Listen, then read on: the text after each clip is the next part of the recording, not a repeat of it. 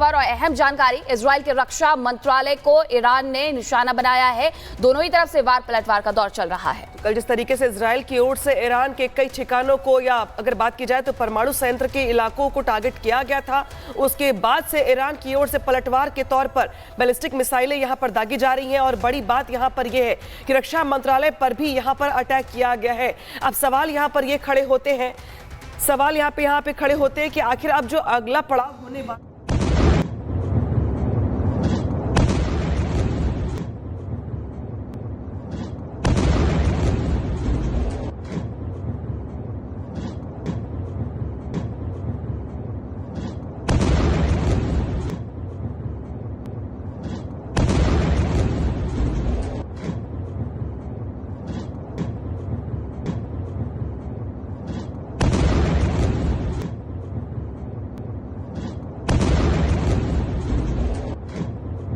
किया गया है।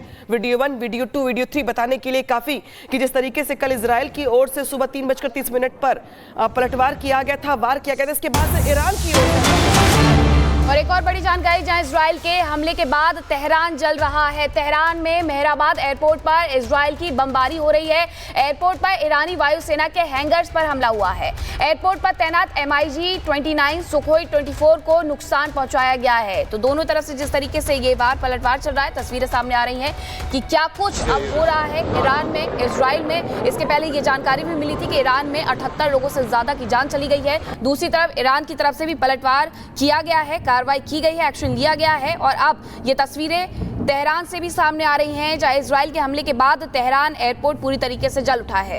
तेहरान में मेहराबाद एयरपोर्ट पर इजराइल ने बमबारी कर दी है और ईरानी वायुसेना के हैंगर्स पर भी हमला किया है। दूसरी तरफ से ईरान ने भी इसी तरीके से कार्रवाई की है। और हमारे साथ जुड़ गए बातचीत करने के लिए ग्रुप कैप्टन यूके देवनाथ जी, और इनसे चर्चा करेंगे हम। लेकिन देखिए, सवाल सर बड़ा खड़ा होता है यहाँ पर कि जिस तरीके से कल इजराइल की ओर से ईरान पर अटैक किया गया, हम ये मानकर चल रहे थे कि ईरान की ओर से पलटवार किया जाएगा, और पलटवार के तौर पर इजराइल के डिफेंस का जो पूरा का पूरा ऑफिस है, जो मंत्रालय है, उसे टारगेट किया गया। यानी कि लड़ाई अपने अगले पड़ाव पर बड़े वृहद रूप में सामने आ रही है। जी हाँ, ये लड़ाई जो है हम फौजी भाषा में इस्तेमाल करते हैं एक शब्द जिसे कहते हैं एस्केलेशन मैट्रिक्स। यानी दुश्मन ने एक कार्रवाई की, आपकी कार्रवाई, जवाबी कार्रवाई जो है इस तरह से होनी चाहिए कि दुश्मन को सबक सिखा सकें।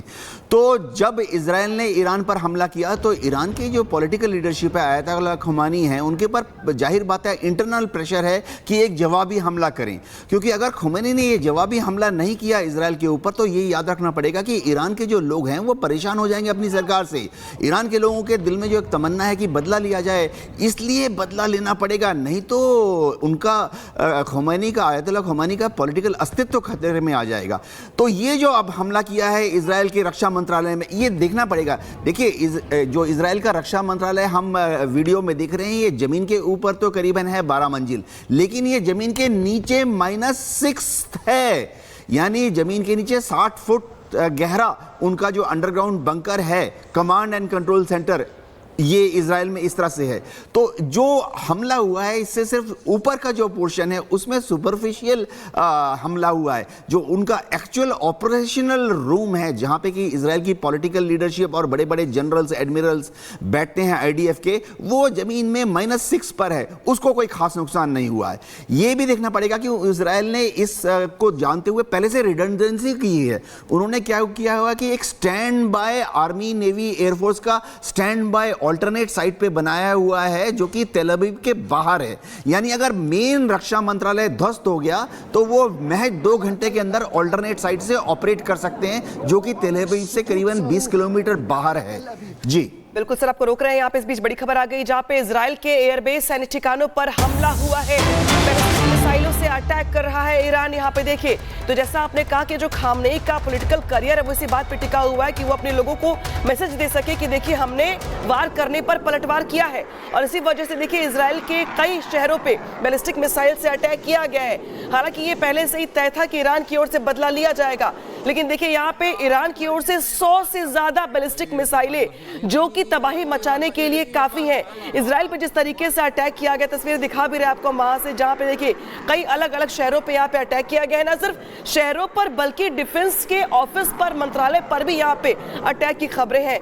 यानी कि अब कोई मुरव्वत, कोई इफ एंड बट नहीं रह गया है, जहां पे दो कदम पीछे हटने की भी गुंजाइश हो। यहाँ पे जिस तरीके से बड़े पैमाने पर यहाँ पे हमला हुआ है, दोनों ही देशों के बीच महायुद्ध जैसे हालात है।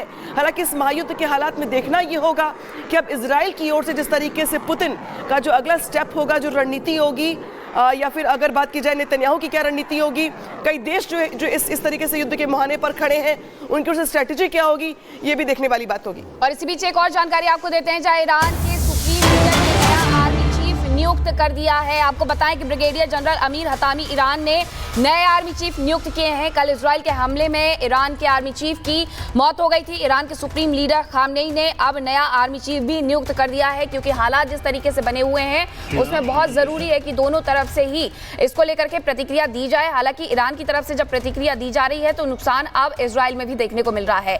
इजराइल ने सबसे पहले ये शुरुआत की थी, लेकिन पूरा अंदेशा था ईरान को कि ऐसा होगा और ऐसा हुआ। अब ईरान की तरफ से जब पलटवार किया जा रहा है तो उन्हें नए आर्मी चीफ की भी जरूरत है, क्योंकि उनके आर्मी चीफ इजराइल के हमले में मारे गए हैं। अब ईरान ने अमीर हतामी को नया आर्मी चीफ भी नियुक्त कर दिया है। दोनों ही देश जल रहे हैं। अंदेशा हालांकि दोनों को ही था कि क्या कुछ होने वाला है। ग्रुप कैप्टन यूके देवनाथ जी, नया आर्मी चीफ नियुक्त करना यानी कि नई रणनीति भी बन गई है कि आखिरकार किस तरीके से इजराइल के पलटवार का जवाब देना है। जी हाँ, दुनिया के सारे देश ही ऐसा करते हैं कि उनको मालूम है कि युद्ध की स्थिति में सबसे पहले उनके जो आर्मी, नेवी, एयरफोर्स के जनरल्स हैं, एडमिरल्स हैं और एयर मार्शल्स हैं, उनको किल किया जाएगा दुश्मन के द्वारा। इसीलिए पहले से ही एक लिस्ट बनी होती है कि अगर अपॉइंटमेंट ए मारा गया तो उसकी जगह बी कौन जगह लेना है, और अगर बी भी मारा गया तो उसकी जगह सी को जगह लेना है। तो ये जो निर्देशित है, ये सब देशों में जो मिनिस्ट्री ऑफ डिफेंस होती है वो पहले से ही लिस्ट बना के रखती है। लेकिन इसके लिए एक पॉलिटिकल पैट्रोनेज की भी जरूरत पड़ती है। हमें याद रखना पड़ेगा कि ईरान की जो IRG है, ईरानियन रेवोल्यूशनरी गार्ड, वो आम फौज की तरह से नहीं है। उसमें जो बड़े बड़े जनरल्स होते हैं, अभी ब्रिगेडियर साहब को बनाया गया है, ये सब आयतुल्लाह खमेनी के खास पॉलिटिकली चुने गए नुमाइंदे हैं।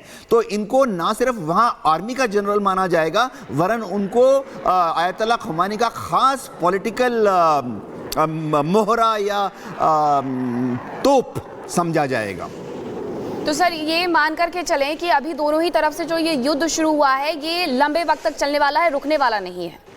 ये युद्ध चलेगा 2-3 दिन तक डेफिनेटली चलेगा, क्योंकि इसके लिए दोनों ही पक्ष में एक लिमिटेशन है। ईरान के पास टोटल कितनी मिसाइलें हैं? करीबन 2000 CIA का आकलन है। तो अगर 2000 IRBM या MRBM ईरान के पास है और वो इस तरह से 100 200 लॉन्च करता रहा, तो वो इस तरह के बड़े बड़े हमले करीबन 20 बार करेगा।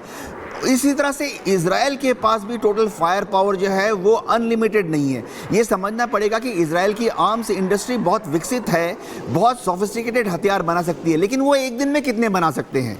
एक दिन में आकलन के हिसाब से इजराइल की जो आर्म्स इंडस्ट्री है, उनकी ऑर्डिनेंस फैक्ट्रीज जो हैं, वो बड़े वाले बॉम्ब यानी 500 kg 1000 पाउंडर बॉम्ब एक दिन में करीबन 40 बना सकते हैं। तो वो अगर इस तरह से 200 जहाज भेजकर 400 बॉम्ब ईरान के ऊपर भेजते रहेंगे तो उनको अमेरिका के ऊपर निर्भर रहना पड़ेगा। होता यह है कि अमेरिका ने नेटो कंट्रीज में यानी यूरोप के देशों में रूस के विरुद्ध युद्ध करने के लिए अपने सारे स्ट्रेटेजिक डिपोज में हजारों की तादाद में बॉम्ब्स रखे हुए हैं। बिल्कुल यूके देवनाथ सर, आप इंपॉर्टेंट बातें बता रहे हैं। जिस तरीके से दोनों देशों के बीच में युद्ध के हालात हैं, ऐसा लगता नहीं कि बहुत जल्द ये थमने वाला है।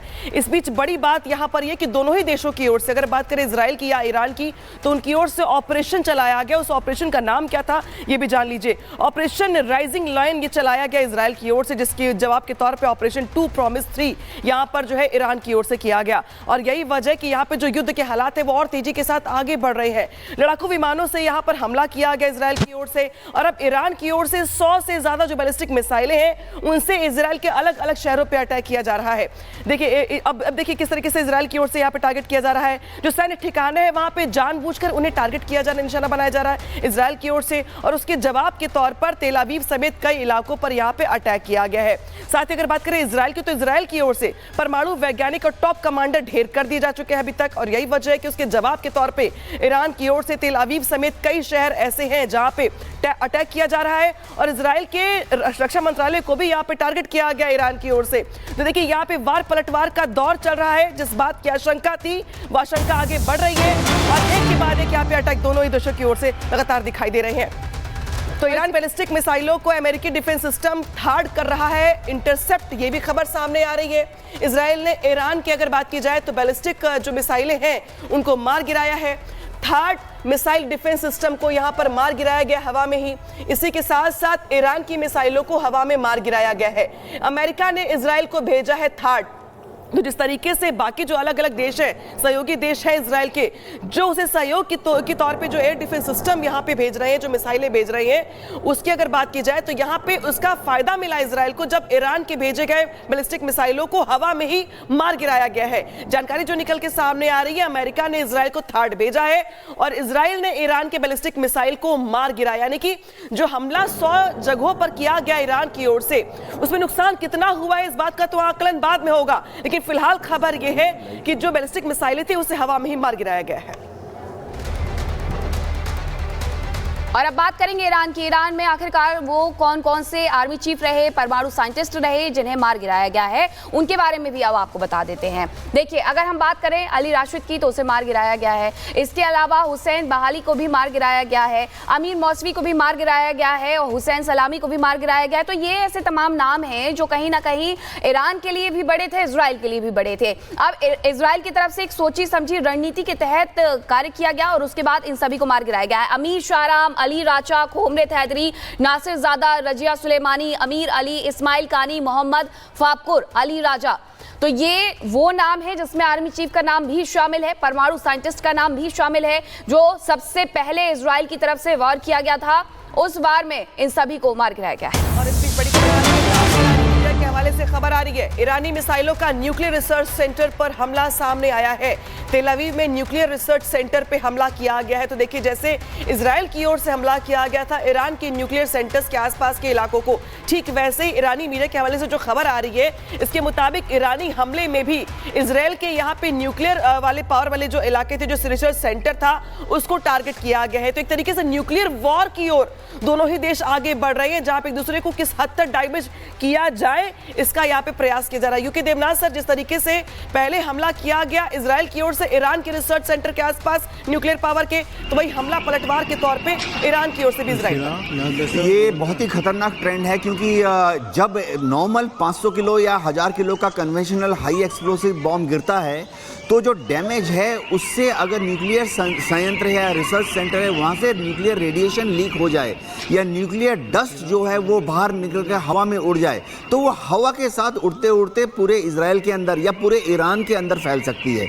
ऐसे में क्या होता है कि जो न्यूक्लियर डस्ट जब फाइनली 2-3 दिन के बाद सेटल होती है, हवा के रुख पर निर्भर करता है, तो वो वहाँ पर जो एनिमल्स हैं, प्लांट्स है, एग्रीकल्चरल फील्ड्स है, उसको आने वाले दशकों तक अफेक्ट करती है। और तो और ज़्यादा न्यूक्लियर डस्ट या ज़्यादा विकिरण अगर एक्सीडेंटली इन बम हमले के बाद लीक हो जाए तो वो रेडिएशन जो है वो मनुष्य में उसके डीएनए को भी इन्फ्लुएंस कर सकती है। आने वाली जो पीढ़ियां जब पैदा होती हैं उनमें बर्थ डिफेक्ट भी हो सकते हैं। तो बहुत ही खतरनाक ट्रेंड है। दुनिया के सारे देशों को अब चाहिए कि ईरान और इजराइल के ऊपर दबाव डालें कि एक दूसरे के न्यूक्लियर संयंत्रों पर हमला ना करें, क्योंकि इससे सिर्फ उन देशों को नहीं, आसपास के जितने देश हैं सबको खतरा है। जी, इजराइल की तरफ से शुरुआत ही कुछ इस तरीके से की गई है। अब बात करेंगे कि ईरान के ड्रोन को इजराइल किस तरीके से इंटरसेप्ट किया है। तो ईरान के ड्रोन को इजराइल लगातार इंटरसेप्ट कर रहा है। इजरायली वायुसेना ने ईरानी ड्रोन को मार गिराया है। तो ये जानकारी भी मिल रही है, क्योंकि ईरान की तरफ से अब ये पलटवार किया जा रहा था, जिसके बाद ये इंटरसेप्ट किया गया है। और वैसे भी कैप्टन शान कुमार, अगर हम बात करते हैं इजराइल की, तो इजराइल तो इसी के लिए जाना जाता है कि अगर उनकी तरफ कुछ भी भेजा जाता है तो वो इंटरसेप्ट कर सकते हैं। लेकिन ये जो दो अलग अलग ऑपरेशन चलाए जा रहे हैं दोनों देशों के द्वारा, इसमें दुनिया भी तो बट रही है, आधे इधर आधे इधर। बट तो इसलिए रही है कि सीधा सीधा उन्होंने नाम ही ऐसा रखा है। देखिए, मैंने अभी आपको जस्ट कुछ देर पहले कहा था, ऑपरेशन राइजिंग लायन का मतलब है कि ये जो है वो अपने आप को नया इजराइल मानता है, उस इस क्षेत्र का लायन मानता है। बादशाह मानता है अब अपने आप को। अब उसको पता है हम मारेंगे और लेजिटिमेट टारगेट चुन चुन कर मार रहा है, प्रिसाइज अटैक कर रहा है और ये वर्ल्ड को मैसेज भी दे रहा है कि मुझे ईरान के उन प्रोग्राम से खतरा है, इसलिए मैं उनको ध्वस्त करूंगा और ईरान को सबक सिखा के उसे रास्ते पे सभ्यता के हिसाब से जीने के लिए मजबूर करूंगा। वो जियो स्ट्रैटेजिक सिनेरियो में मिडिल ईस्ट में अपनी जगह बना रहा है और विश्व को दिखा रहा है उसे अमेरिका का डिप्लोमेटिक और मिलिट्री और इकोनॉमिक सपोर्ट है